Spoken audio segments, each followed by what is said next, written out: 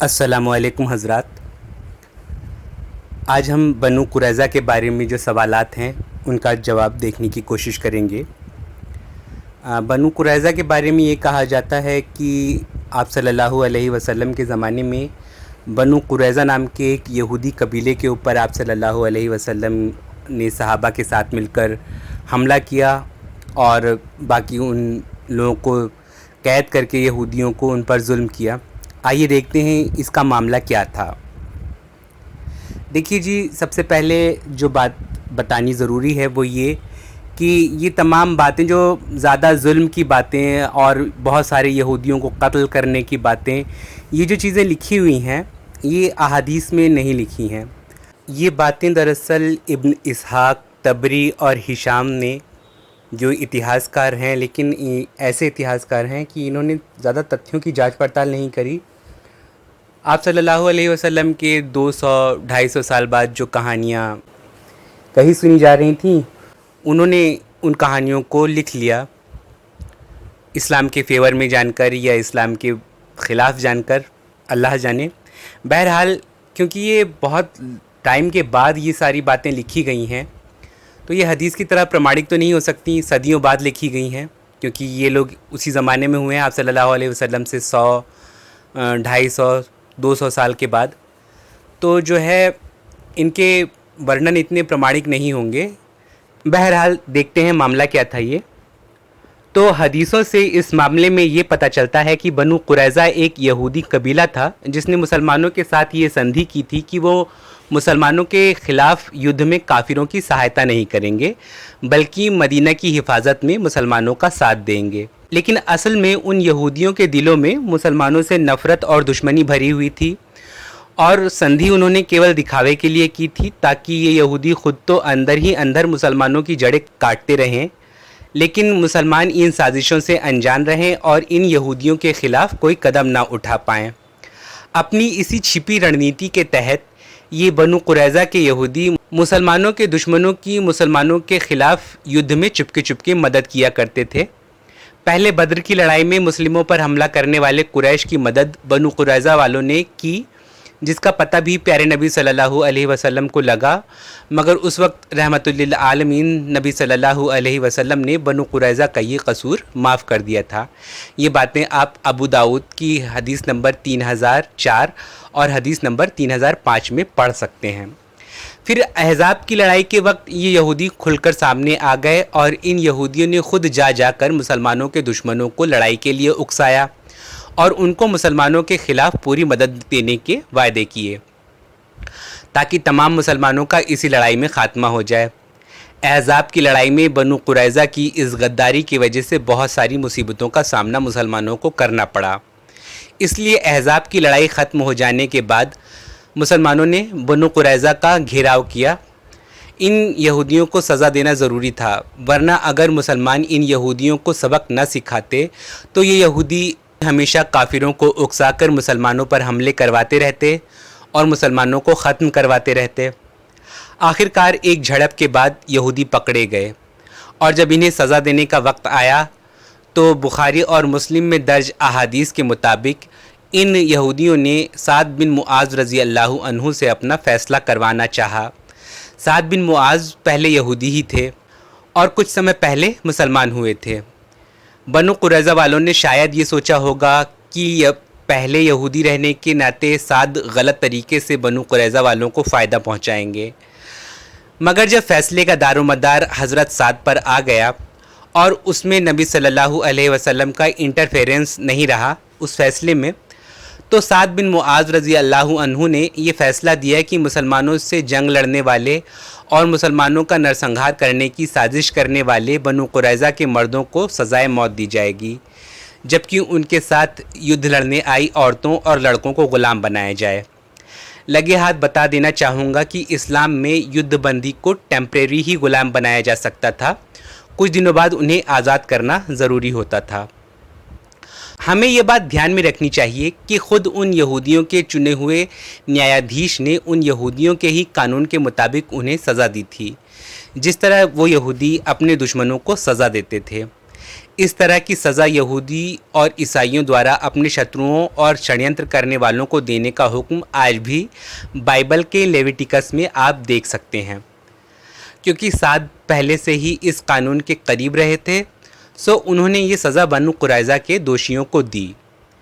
वैसे हमें ये यकीन है कि अगर बनु कुरैज़ा वालों ने अपना फ़ैसला नबी सल्लल्लाहु अलैहि वसल्लम से करवाने का इसरार किया होता, या वो केवल मान गए होते कि हमारा फ़ैसला आप सल्लल्लाहु अलैहि वसल्लम ही करेंगे, तो जिन यहूदियों को हज़रत साद ने मौत की सज़ा दे दी, नबी सल्लल्लाहु अलैहि वसल्लम उन पर भी रहम फरमा देते। जैसे आप सल्लल्लाहु अलैहि वसल्लम ने पहले भी ऐसे ही अपराधों पर बनु कैनुका और बनी नज़ीर जैसे कबीले के लोगों को, गुनाहगारों को मौत की सज़ा नहीं दी थी। फिर भी आप सल्लल्लाहु अलैहि वसल्लम ने मुसलमानों के खून के प्यासे इन बनु कुरैज़ा में से भी कुछ लोगों की सज़ा माफ़ करवा दी थी, जैसे ज़ुबैर यहूदी और रिफ़ा बिन शमूइल यहूदी, दोनों की ही जाँ बख्शी फरमा दी थी। ये तो तारीख़ तबरी में ही लिखा हुआ है। याद रखिए, साद रज़ी अल्लाहु अन्हु ने कत्ल करने की सज़ा उन्हीं पुरुषों और ग़ुलाम बनाने की सज़ा उन्हीं स्त्रियों और किशोरों को दी थी जो लोग युद्ध में मुसलमानों के ख़िलाफ़ शामिल थे और मुसलमानों की हत्याओं के दोषी थे, और जो यहूदी मुसलमानों के साथ युद्ध में शामिल नहीं थे उनको बिल्कुल ही नहीं छेड़ा गया था।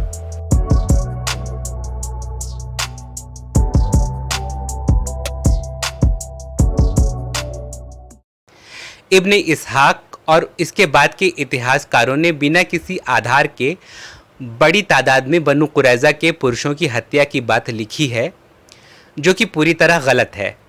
क्योंकि इस्लाम में जान के बदले जान का नियम है, इस पर भी माफ़ी को वरीयता दी गई है। तो उन यहूदियों द्वारा यदि अधिक मुस्लिम नहीं मारे गए थे, तो मौत की सज़ा भी अधिक लोगों को नहीं दी जा सकती थी। उस पर इनमें से कई लोग अलग अलग कारणों से मौत की सज़ा से बच गए थे। तो मौत की सज़ा पाने वालों का आंकड़ा मैं नहीं समझता कि 15-20 से ऊपर जा सकता है। यानी जितने मुसलमान इन यहूदियों की वजह से मारे गए, उससे कम ही इनमें से मौत की सज़ा पाने वालों का आंकड़ा रहा होगा। और एक बात और याद रखनी चाहिए कि मुस्लिमों द्वारा टेम्परेरी ग़ुलाम बनाए गए लोगों का कुरान और हदीस के स्पष्ट आदेशों के कारण कभी किसी तरह से शोषण नहीं किया जाता था, जैसा गंभीर शोषण गैर मुस्लिम अपने युद्ध बंदियों के साथ उन्हें हमेशा का ग़ुलाम बनाकर करते थे। मुस्लिमों को कुरान में स्पष्ट आदेश दे दिया गया था कि युद्ध बंदियों को मुसलमान सदा के लिए ग़ुलाम बनाकर नहीं रख सकते, बल्कि या तो उनसे कुछ अर्थदंड लेकर उन्हें रिहा कर दें या बिना कुछ लिए एहसान के तौर पर उनको रिहा कर दें। इसके सिवाय तीसरा कोई रास्ता युद्ध बंदियों के लिए कुरान ने नहीं बताया है। ये चीज़ आप कुरान की सूरह 47 यानी सूरह मोहम्मद की आयत 4 में देख सकते हैं। तो बनु कुरैज़ा के युद्ध बंदियों को भी कुछ समय बाद आज़ाद कर दिया गया था। बनु कुरैज़ा से मुसलमानों के ख़िलाफ़ युद्ध करने आई स्त्रियों में बंदी बनाई गई एक स्त्री रिहाना बिन्त ज़ैद के बारे में भी तारीख़ तबरी वग़ैरह में जो बातें लिखी गई हैं कि नबी सल्लल्लाहु अलैहि वसल्लम ने दासी के तौर पर रिहाना को अपने पास रखा था, वो भी कुरान में युद्धबंदियों को आज़ाद कर देने के ज़रूरी आदेश को देखते हुए विश्वास योग्य बात नहीं है, बल्कि वो स्रोत जो ये कहते हैं कि रिहाना बिन्त ज़ैद को आज़ाद कर दिया गया था, इसके बाद वो मुस्लिम बन गईं और उसके बाद संभवतः नबी सल्लल्लाहु अलैहि वसल्लम के निकाह में वो आईं, वो कुरान के अनुसार ज़्यादा उपयुक्त दिखते हैं। जबकि मौलाना शिबली नोमानी जैसे विद्वानों का ये भी विचार है कि रिहाना बिन्त ज़ैद को बिना कोई नुकसान पहुंचाए मुसलमानों ने आज़ाद कर दिया था और वो अपने लोगों में जाकर रहने लगी थीं। उनका नबी सल्लल्लाहु अलैहि वसल्लम के साथ कभी कोई संबंध नहीं रहा था। यानी इस बारे में कोई एक प्रमाणिक बात नहीं है। ये ध्यान रखिए कि कुरान एकमात्र वो प्रमाणित पुस्तक है जिसमें शुरू से लेकर आज तक कोई परिवर्तन नहीं आया। इसलिए मुस्लिम इतिहास के विषय में सबसे प्रमाणिक बात कुरान से पता चलती है। फिर हदीसों को भी व्यक्ति के सच्चा होने का पूरा पता लगा लेने के बाद ही लिखा जाता था, इसलिए हदीसों की बातें भी मानी जाती हैं जो सही हदीसें होती हैं। लेकिन हदीसों के लिखे जाने में जो सावधानी बरती गई, उस सावधानी का इस्लामी तारीख़ के नाम पर लिखी किताबों में सर्वथा अभाव रहा। इब्ने इसहाक, हिशाम और तबरी ने क्रमशः नबी सल्लल्लाहु अलैहि वसल्लम के 100, 200 और 250 साल बाद आप सल्लल्लाहु अलैहि वसल्लम का इतिहास लिपिबद्ध किया।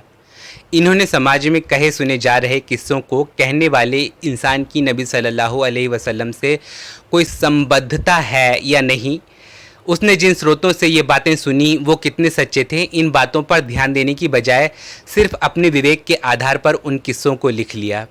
इसलिए ये किस्से लिखे जाने के समय ही संदिग्ध थे और हम तक पहुँचते पहुँचते इनमें कितना बदलाव हो चुका है ये कहना भी मुश्किल है।